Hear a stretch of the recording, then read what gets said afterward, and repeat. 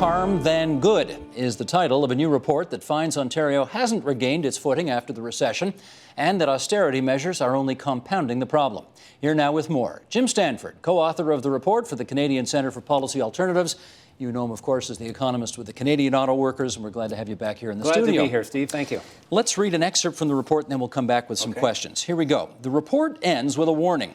The provincial government's sudden and unjustified shift to austerity in 2012 is already contributing to a slowdown in economic growth.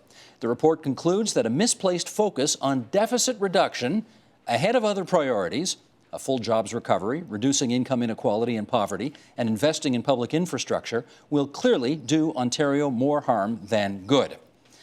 Okay, let's get into this. Why is the pace of deficit reduction, in your view, unjustified?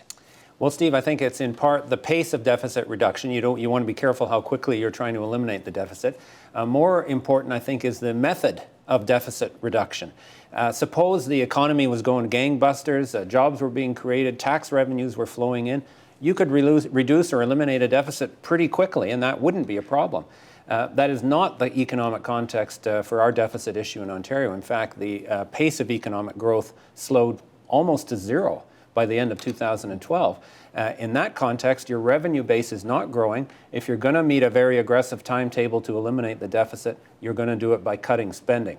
And the side effect of that, the unintended consequence, if you like, major cuts in government spending at a time of weakness in the rest of the economy can actually throw the economy back into a recession and recreate the deficit that you're trying to eliminate in the first place. Okay, you know that if Tim Hudak were sitting in that chair instead of Jim Stanford, he would be saying aggressive deficit reduction strategy, austerity programs. Ontario at the moment is planning to balance its books later than every other province and the federal government as well. Mm-hmm. And not only that, he would say that if you think this is austerity, you ain't seen nothing yet. Wait for him to come in, because he thinks the spending cutbacks are virtually non-existent. What would you say to that? Well, everything is relative, including austerity, I suppose, but there's no doubt that the size of the spending cuts that have been implemented in Ontario have been austere. Program spending is declining in real per capita terms as a share of our economy, perhaps not as dramatically as it is in a place like Greece, but that doesn't give you much comfort if what you're doing is actually counterproductive in the long run. And part of our message is indeed the austerity that we've had in Ontario so far, we don't think has been required or helpful, but there's more in the wings, potentially with a change of government, of course, but even from this government, if they start to get more aggressive on the spending reduction side, then I think we could be in for some very negative macroeconomic side effects that make it a self-defeating exercise. And we've learned that the hard way by watching what's happened in Europe. I hear what you're saying, but and again, we are going to get to the specifics of the report, but words are important, and you're suggesting that the Ontario Liberal government has taken an austere approach to balancing the books. There's nobody in the Liberal government of Ontario who would sign on to that. They insist that they are not being austere, that they're in fact taking a more balanced approach to getting the deficit under control. You don't agree? I don't, actually. Ontario's deficit was larger than in many other provinces, in most other provinces, in part because the economy was hit harder by the recession in 2009. The government, to its credit, has not tried to eliminate the deficit overnight. But starting a little over a year ago with the release of the Drummond Commission report, with a minority government, I still don't understand the politics of this, Steve. As soon as they got the minority government and they needed the NDP's support, that's when they suddenly started drinking the austerity Kool-Aid and brought in the harshest budget ever. I mean, it's one thing to do it when you have a majority, but when you're depending on someone else for support, someone who's not going to be predisposed, we assume, to that agenda, why do it then? I don't think it's helped the Liberals politically. It's been a very challenging year for them. And I don't think it's been good for Ontario's economy. I think the spending cuts, the austerity at the provincial, federal, and municipal levels are a major factor in why economic growth slowed to a halt by the end of last year. Okay, let's put the economy of this province under the microscope. Yes. What sectors, as you've looked at it since the Great Recession kicked in 2008, have been hit the hardest? Well, manufacturing, of course, was hit the hardest, but has been on the rebound. Really, the manufacturing sector bottomed out summer of 2009. So since then, we have been gradually adding jobs, but not nearly enough to make up for the jobs that were lost before that. We've had our housing sector in Ontario, which fortunately has been in expansion mode. We know all the condo building in Toronto, but even elsewhere, the residential construction side has been positive. Private services, on the whole, kind of stagnant. The government sector, remember the government itself is a big part of the economy. Initially, very helpful to the recovery. We had some stimulus spending, job creation programs, capital programs. Remember all the signs that were posted, at least the sign painting industry was going in great guns. Well. But they quickly, again, within a year or so of the recovery getting underway, started to shift to cutback mode. And that's the balance of all of those sectors is what determines whether your GDP is growing or shrinking. And the balance had just about evened out. I'm worried about the housing sector. It is in a contraction mode now, and that had been a source of growth. If government adds to that with its own continued cutbacks, and again, there's several levels of government at play here, I think that it could push the ledger so that we end up in a negative growth terrain, which is a recession. Let's keep pulling this apart. Go north. Forestry, logging, natural resources, how are they doing right now? I think there's some seeds of hope up there, frankly. The forestry sector has had a dismal decade, just like manufacturing has. Now that we're starting to see a turnaround in the U.S. economy and a turnaround in the U.S. housing market, we are starting to see some positive numbers coming from the forestry and forest products sector. Still a devastation that has occurred up there, but I think it's going to get better. On the resources side, I know in Ontario we've complained a lot about being kind of sideswiped by the resource boom out west and the impact that it had on the Canadian dollar and so on. On the other hand, Ontario is a major resource producer, especially the minerals. A lot of positive excitement up north, say over the medium run, Ring of Fire and all those projects. Ironically, one of the things really holding us back there is a lack of public infrastructure. There's mines out there that you can't even drive to. Yep. So here we have a government that's so obsessed with deficit reduction, they won't pay to build a road that would help to develop a mine that would generate taxes for the government itself. That's the sort of short-sighted thinking that you can get caught in. I thought you'd be on their side on that. I thought you'd say, you know what, they want to extract those minerals out of the ground, let them pay for their own damn road. You don't buy that? No, not necessarily. I think we have to be careful how we manage resource development. We have to pay attention to the environmental costs, First Nations issues, make sure you're getting as much domestic content in the mine as possible in terms of the machinery and the services and so on. But I think resource development can be an important source of prosperity for Ontario. Let's pull apart the demographics a little bit. Yes. Young people need jobs. Seniors need jobs. Yeah. Look at both of those demographics, if you would, and tell us what's happening out there on that. Well, part of our report did try to go through the different segments of society and identify how they've been affected by the recession and by the recovery, such as it has been. And we found some interesting evidence. On the youth unemployment side, I think this is quite well known. The youth unemployment rate is about twice as high as the regular unemployment rate, about 17% in Ontario today. Many of these people are very well skilled. Many of them have new degrees from college or university, and that human capital is being wasted. So that's a serious problem that reinforces our argument that job creation should be the top priority. Go to the other end of this demographic spectrum, and we see a very interesting phenomenon of more and more seniors staying in the workforce. By our reckoning, about 12.5% of Ontarians over age 65 are actually working, and that's a tripling of that rate over the last decade or two. Some of that is because you want to work. If you've got a good job and you enjoy it, then why not? Some of it's because you need to work, and some of the things we've seen, like the federal government delaying the retirement age to 67 and so on, are going to keep people in longer. And the two aren't the two aren't unrelated. The longer seniors stay in the workforce, the slower it is going to be to absorb young people at the entry stage. So you want pension improvements to get seniors to retire sooner to open up jobs for younger people?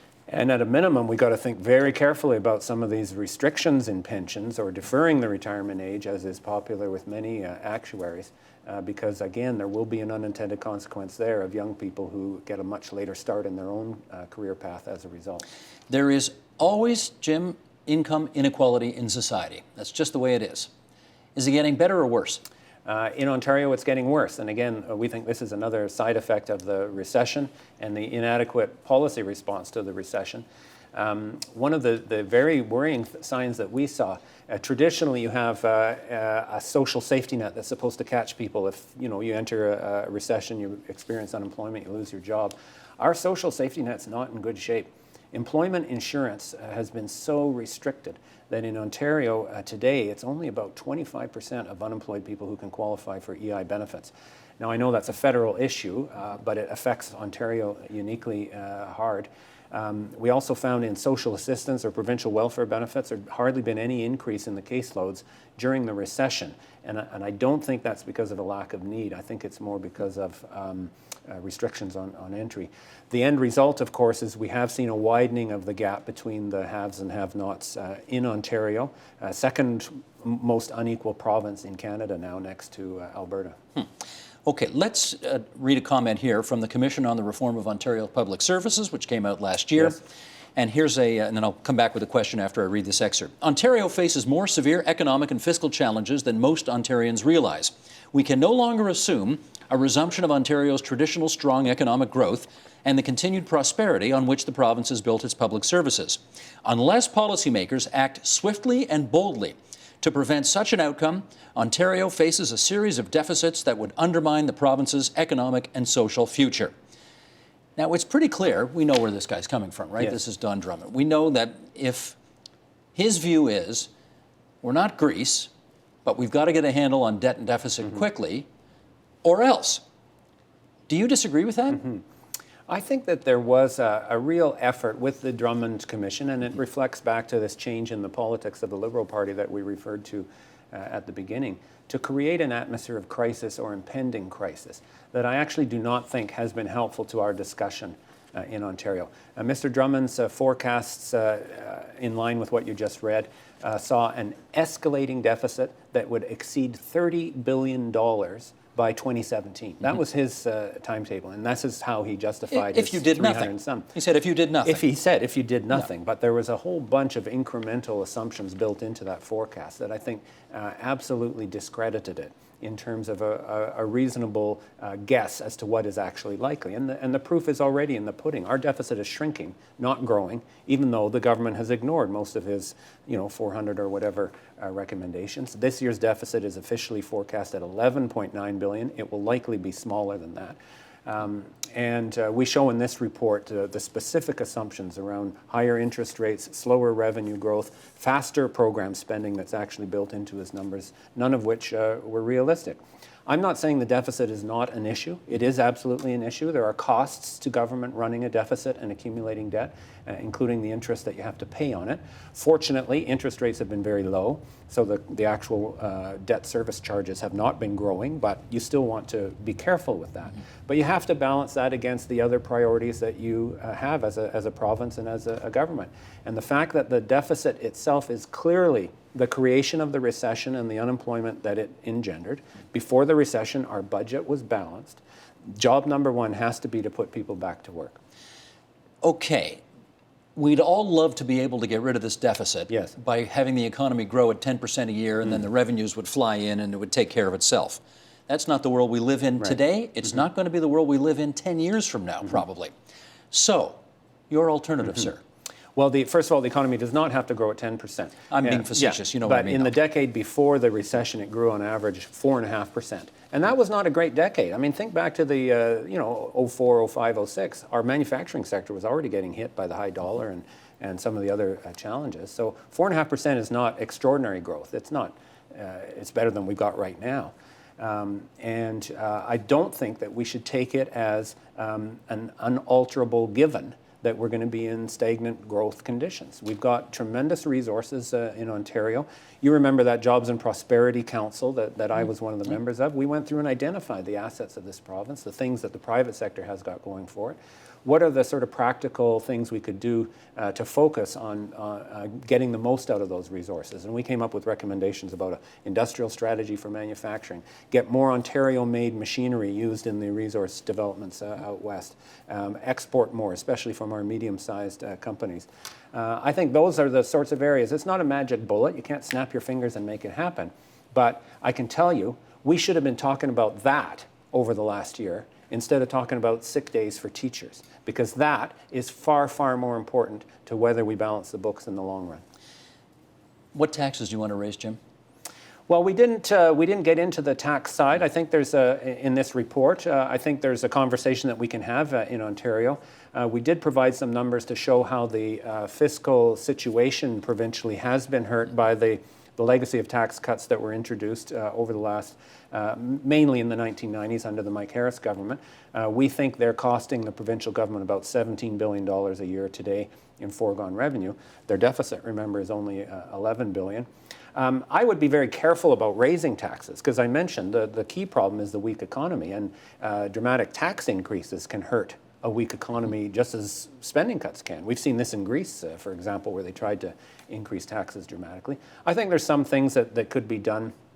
High-income earners clearly have got the capacity to pay a little bit more, and they are the ones who've done the best in terms of personal taxes. I'd like to see some of the loopholes on business taxes closed. The employer health tax, for example, has got enormous loopholes that could be restricted. Kathleen Wynne wants to double the exemption.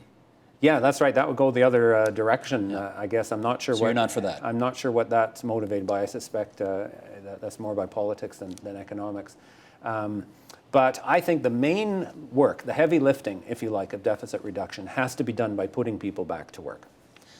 Okay, but you want to raise the corporate tax, right? You think the corporate tax is historically at a low rate right now. You'd bump it up by how many points and how much money would that realize? Right.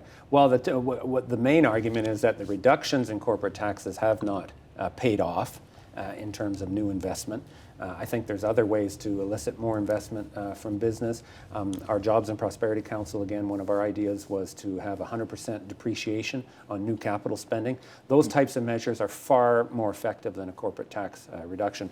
But our report doesn't suggest we should increase the corporate taxes at this point. I think that's something that we could certainly consider, and I don't think it would have a negative impact. Let's do one more question here before we talk energy strategy. And that is, do you think Andrea Horwath, the NDP leader, should take your study, put it on Kathleen Wynne's desk and say, adopt this or I'm going to pull you down? Well, now you're going from the realm of economics and spreadsheets where I'm comfortable to the political end of it. Well, where you're not that uncomfortable. Let's be very careful. Well, Andrea has her own political balancing act that she's trying to do. So I'm not sure what her priorities are. I hope that she goes into Kathleen Wynne. I know she's gone in with her list of 5 items, but I think beyond the 5 specific asks that she made, I think there's a bigger issue about the balance and the whole strategy for deficit reduction. And we could have a debate over some of the specific things that are going to be in play in the next phase of this minority government. But I think the overarching theme, and I'm optimistic that Premier Wynne's going to try and find a different balance on this. The overarching theme has to be we can't sacrifice the economy out of a sort of single-minded pursuit of deficit reduction. That again would do us more harm than good. Support Ontario's public television. Donate at tvo.org.